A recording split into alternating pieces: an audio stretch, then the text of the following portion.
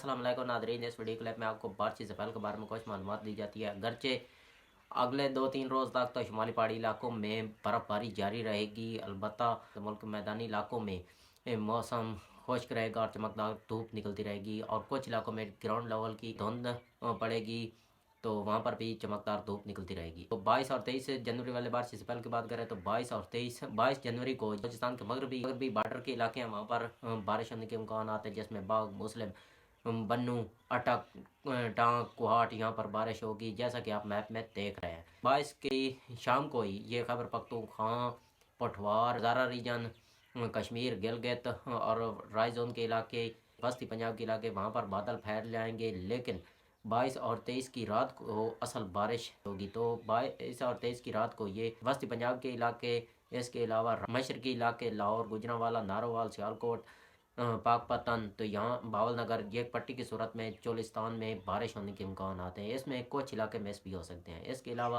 खैबर पख्तूनख्वा के ज़्यादातर इलाकों में अच्छी बारिश होने के इम्कान आते हैं। गिलगित, कश्मीर, पोठवार के रीजन, यहाँ पर भी अच्छी बारिश होने के इम्कान आते हैं। बाकी जो आप मैप में देख रहे हैं, सिंध के कुछ इलाकों में भी बारिश हो सकती है 22 और 23 जनवरी की। इस बारिश से पहले के बाद ये ज़्यादातर बादल जो हैं ये इंडियन साइड की तरफ चले जाएंगे और बाद में मौसम खुश्क हो जाएगा।